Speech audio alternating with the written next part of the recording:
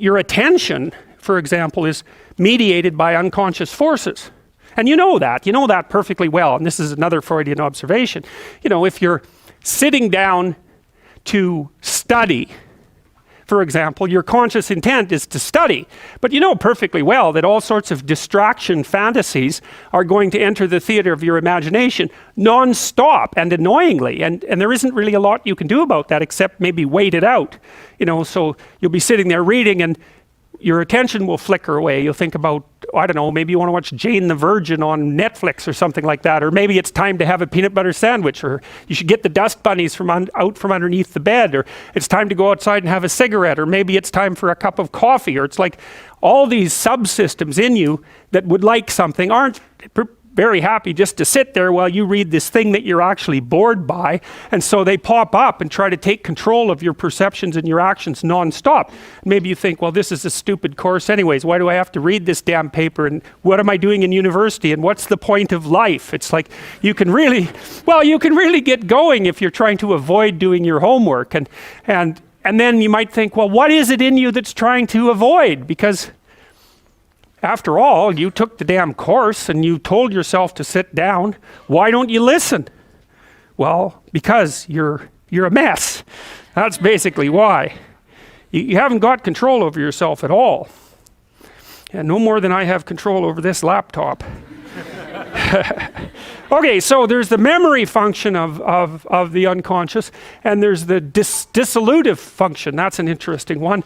The unconscious contains habits, once voluntary, now automatized, and dissociated elements of the personality, which may lead a parasitic existence. That's an interesting one. I would relate that more to procedural memory. So what you've done is practice certain habits, whatever they might be. Let's call them bad habits. And you like those things to get under control, but you can't. So maybe when you're speaking, for example, you use like and and you say a lot.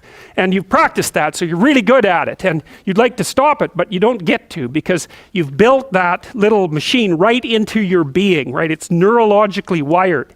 And it's not under conscious control. And anything you practice becomes that. It becomes part of you, and that's another element of the unconscious, a different part. And then there's a creative part, which is that, well, you're sitting around and maybe you're trying to write something, or maybe you want to produce a piece of art or a piece of music, or maybe you're just laying in bed dreaming and you have all these weird ideas, and especially in dreams, it's like, where do those things come from? And even more strange, one of the things that's really weird about dreams, and almost impossibly weird, is that you're an observer in the dream. It's like a dream is something that happens to you. Well, you're dreaming it, theoretically, so how is it that you can be an observer? It's almost like you're watching a video game or a movie, but you're producing it, at least in principle, although the psychoanalysts would say, well, no, not exactly. Your ego isn't producing it. Your unconscious is producing it. It's a different thing. It's a different thing. And of course, Jung would say, well, it's deeper than that. The collective unconscious might be producing it. It's in some sense, it isn't you exactly, or it isn't the you that you think of when you think of you. And that's the ego from the Freudian perspective, the you that you identify with. That's the ego. And outside of that is the unconscious. The id, that's more the place of impulses. And you could think about those as the biological subsystems that can derail your thinking, right? And that govern things like hunger and sex and aggression and your basic instincts is another way of putting it. And it's a reasonable way of thinking about it because these are subsystems that you share with animals. You share them certainly with mammals. You share most of them with reptiles. You share a lot of them with amphibians, and even going all the way down to crustaceans. There's commonality, for example, in the dominance hierarchy circuits. And so these are very, very old things. And the idea that you're in control of them is, well, you're not exactly in control of them.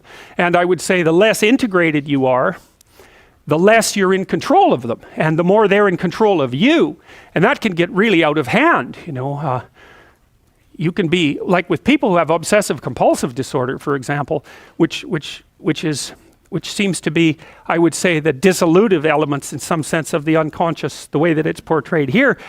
Poor people with obsessive compulsive disorder, they can spend half their time doing things that they can't really control, and they have very strong impulses to do them, and it's very hard on them to block them. They'll almost panic if those things are blocked. And then you have people with Tourette's syndrome, that they'll be doing all sorts of weird dances and spouting off obscenities, and and imitating people without being able to control it, and sometimes a little bit of antipsychotic medication can dampen that down, but it's as if there are these autonomous semi-spirits inside of them that grip control over their behavior and make them do things. And you find that to some degree in your own life, because maybe you've become very attracted to someone, even maybe you don't want to be attracted to the person, and then you find yourself, texting them when you know perfectly well that you should be going to bed, and you're in a grip of something, and you can't control it, and that's all part of the unconscious.